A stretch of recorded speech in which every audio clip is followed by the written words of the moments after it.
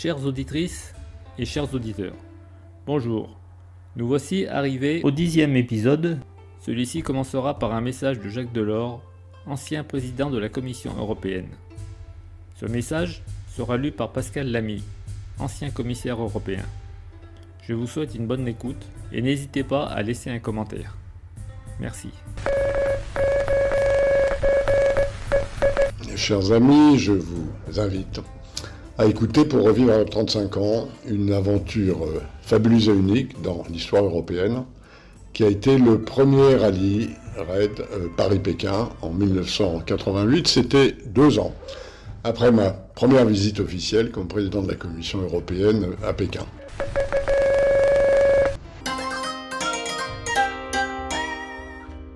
Témoignage de Jean-Claude Thor.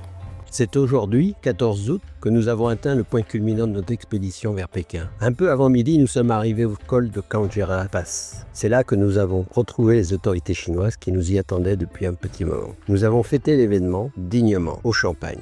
Puis rapidement, nous sommes repartis pour descendre et perdre un peu d'altitude.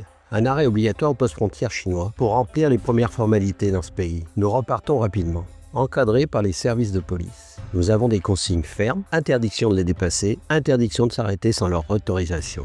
Rapidement, nous sommes sur des pistes défoncées. Les voitures calent, raquent par terre, 13 sautent dans tous les sens. Une grande vigilance est demandée. Après quelques kilomètres, sur le bord de la piste, nous voyons de nombreuses personnes en train de travailler, principalement à la main, pelletant, piochant, même des femmes. Ce sont principalement des Chinois de l'Est. Nous en déduisons qu'ils sont en déplacement pour les travaux dans cette région musulmane du Xinjiang. Très bientôt, une belle route goudronnée sera là. En début de soirée, nous arrêtons au lac Kulakuli. C'est là que nous bivouaquerons. Nous y faisons plus ample connaissance avec nos interlocuteurs chinois, les traducteurs, le chef de la police. Ce dernier nous donne les instructions pour le voyage. On nous remet aussi nos permis chinois et de nouvelles plaques d'immatriculation pour les voitures. Ce sont de très belles plaques, jaunes, ornées d'un dragon. Très vite, nous baptiserons le chef de la police Allego, car il n'arrête pas de prononcer ces mots pour nous faire avancer plus vite. À cette altitude, et dans un brouillard ambiant, la fraîcheur va se faire sentir. Nous allons pouvoir amortir nos grondulets. Ce matin, le brouillard est toujours présent. Il pleut même un peu. Nous avons de la peine à voir les montagnes enneigées autour du lac. Tout est plongé dans la brume. Nous allons repartir sur les petites routes de qualité très inégale. Une grande vigilance est nécessaire, car tout à coup, il y a beaucoup de monde sur les bas-côtés. En fait, nous arrivons dans un village que nous traversons. Nous voyons des femmes portant des robes de couleur vive. Les hommes, eux, sont souvent en uniforme, vert sombre. Ce sont peut-être des fonctionnaires. D'autres sont en tenue de travail. Ils portent la casquette chinoise ou une toque en fourrure. Aujourd'hui, nous devons faire étape à Kashgar, la capitale ouïghour. Nous y arrivons en fin de matinée. Le paysage est toujours brumeux. Mais nous voyons de plus en plus de monde sur le bord des routes. Visiblement, les gens nous attendent. Ils sont au courant de notre venue. Plus nous approchons de l'hôtel, plus la foule s'intensifie. À l'entrée de l'hôtel, nous sommes accueillis par des chants et des danses. Et une grande banderole en français et en chinois nous annonce « Bienvenue au rallye Paris-Pékin ». Nous sommes accueillis par le directeur de l'hôtel qui nous a réservé un buffet de boissons fraîches et de fruits. C'est à ce moment que toute l'équipe du raid fait un banc d'honneur à Alain Lafeuillade qui nous a permis d'arriver jusqu'ici. Le déjeuner qui nous est servi peu après est très copieux. Les plats sont parfois étranges, mais très bons. Ils sont présentés sur un plateau tournant et chacun se sert à sa guise. En début d'après-midi, les chauffeurs vont en ville faire plein des voitures. Pendant ce temps, les autres au quartier libre. Personnellement, j'en profiterai pour prendre une bonne douche et faire du courrier pour la France. Les chambres sont très confortables et c'est très agréable après plusieurs jours de bivouac improvisé dans la campagne. Notre repas du soir sera aussi très copieux et très festif. Nos hôtes chinois font le tour des tables avec de l'alcool et trinquent avec tout le monde. Nous y apprendrons un mot qui reviendra souvent pendant le voyage, camper, ce qui pour nous correspond à la vôtre. Nous enchaînerons les toasts jusqu'à tard dans la soirée avant de regagner nos chambres. Le 16 août, nous allons visiter Kashgar. Nous commencerons par la grande mosquée. Celle-ci, franchement, n'a rien d'extraordinaire, surtout si nous la comparons à celle d'Istanbul. Ensuite, en ville, nous allons visiter des ateliers artisanaux, un fabricant de poterie, de tapis ou d'instruments de musique. Puis nous serons amenés à visiter une garderie d'enfants. Ceux exécutent des scènes pour nous amuser et des danses traditionnelles. C'est tout leur corps qui est en mouvement, en particulier leurs mains. Ils posent volontiers pour des photos, tout amusés. Nous avons rendez-vous à 17h pour partir visiter un tombeau d'une princesse. Puis le bazar de la ville, tous en groupe. Il y a beaucoup d'échoppes consacrées aux bijoux ou aux fourrures. Après un souper de réception, nous allons dans un nouvel hôtel. Nous allons y assister à une vraie soirée de gala. Nous y verrons et entendrons des danses et des chants qui semblent d'inspiration arabe et russe, plus que chinoise. Les costumes des femmes sont magnifiques. La communication avec notre entourage est difficile, mais plutôt sympa. Le lendemain, nous roulons sur une grande plaine désertique, qui est longée par une belle chaîne montagneuse aux parois multicolores. Même si la chaussée est de qualité, il faut faire attention. Parfois, elle est traversée par des coulées de boue. Nous arrivons en fin d'après-midi à Aksu. C'est une véritable oasis de verdure dans ce désert de la province du Xinjiang. Nous allons enchaîner les kilomètres sur des routes à peu près semblables, pendant plusieurs jours. Nos étapes aussi du soir se ressemblent. Réception à l'hôtel, petit tour en ville. Nous en profitons pour faire un peu connaissance avec la population. Nous apprenons par exemple que les familles n'ont droit qu'à un seul enfant, sauf dans cette région ouïghour, où ceux-ci ont exceptionnellement le droit d'avoir 2 enfants. Ceci est une politique nationale pour diminuer la croissance démographique galopante du pays. En Chine, beaucoup de femmes font visiblement les mêmes travaux que les hommes, même à l'extérieur, sur les routes et dans les champs. On en voit même qui conduisent des camions, ce qui est rare même chez nous en Europe. La population rencontrée est plutôt amicale et souvent nous salue à notre passage.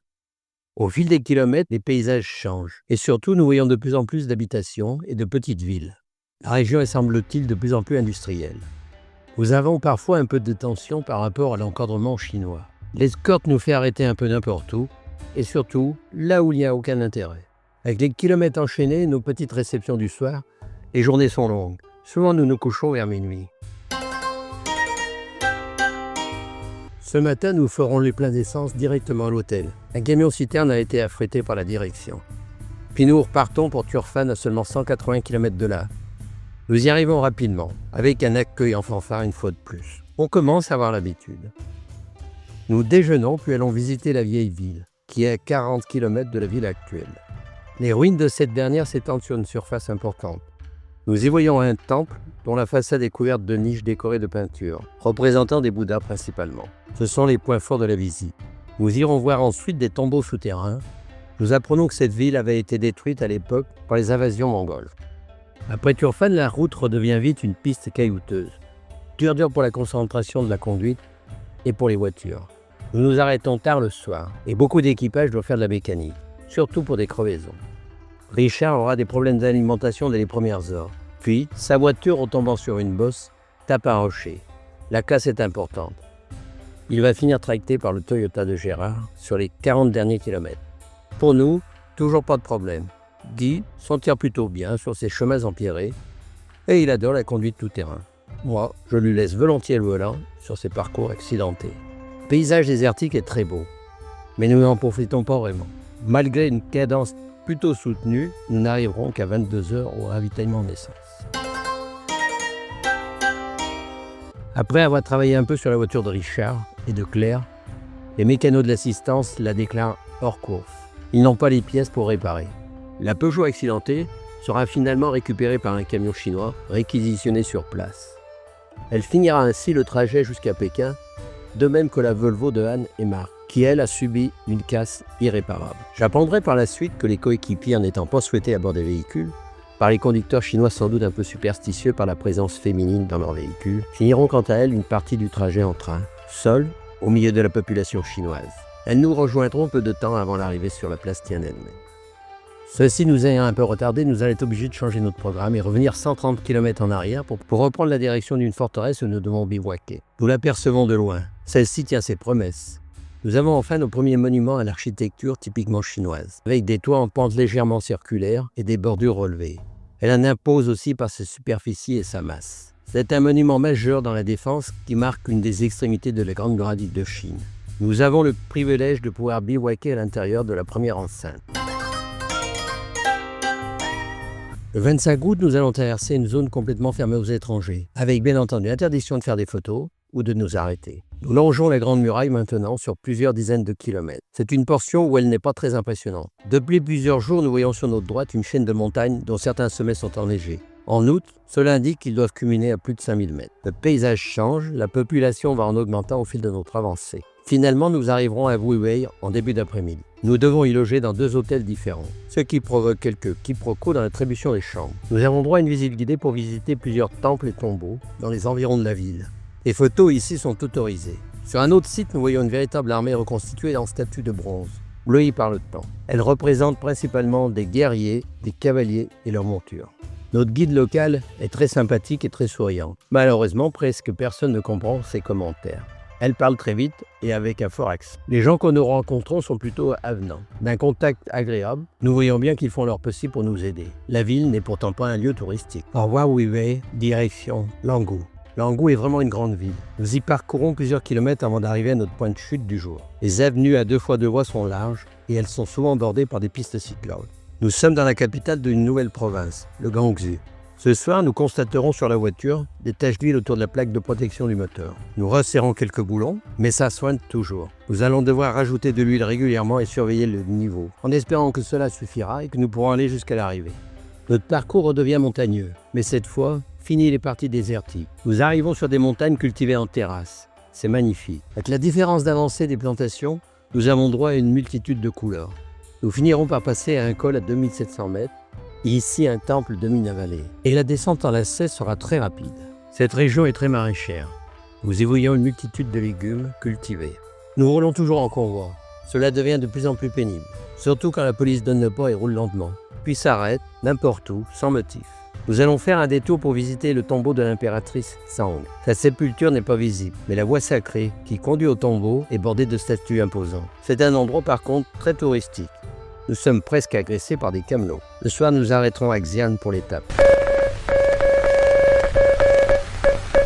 Ce 10e épisode a été réalisé par Guy Pacalin, un des participants au raid Paris-Pékin 1988.